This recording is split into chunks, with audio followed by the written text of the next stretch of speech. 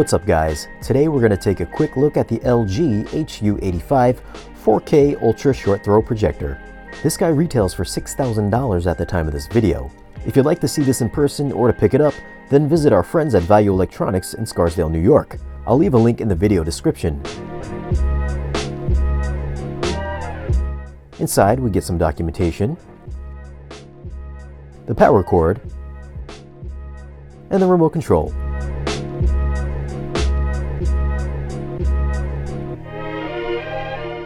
Taking a closer look, the HU85 has a built-in 10-watt stereo soundbar.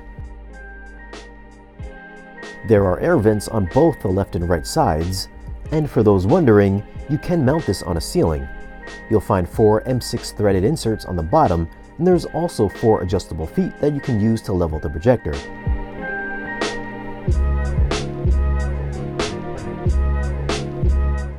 Around back are 2 HDMI 2.0 inputs with support for ARC on HDMI 1. There's 2 USB 2.0 ins and a single USB-C input. There's an optical digital out, a LAN connection, and there's even a digital TV tuner built in. Up top you'll find the lens, and under the flip-up door is a manual focus ring.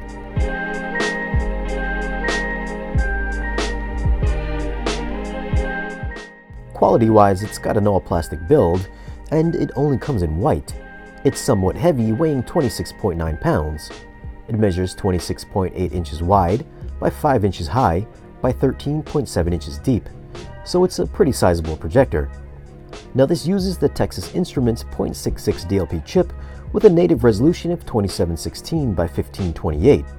By using XPR processing and doubling that resolution, you'll end up with 8.3 million pixels on screen at once. So no, it isn't a native 4K projector, but I guess it's a true 4K projector since it can address all 8.3 million pixels at one time. Like all the other UST projectors that have been coming out this year, it also uses a laser light source that'll have a lifespan of up to 20,000 hours. One major difference from the other ultra short throw projectors out there is that the LG doesn't use a color wheel. Instead, it uses dual lasers, a red one and a blue one. This should eliminate any rainbow effect that you would normally get from a color wheel. It's also one of the smartest, if not the smartest, ultra short throw projector since it uses LG's WebOS operating system.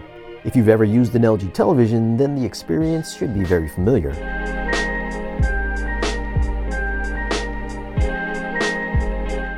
Well, this is just a quick unboxing and an overview. I'm going to spend some more time with the LG, and I'll be back with a full review in the coming weeks. I'm going to have to see how this compares to the VAVA and the Optoma P1 that we also have in for review. As always, thanks for watching.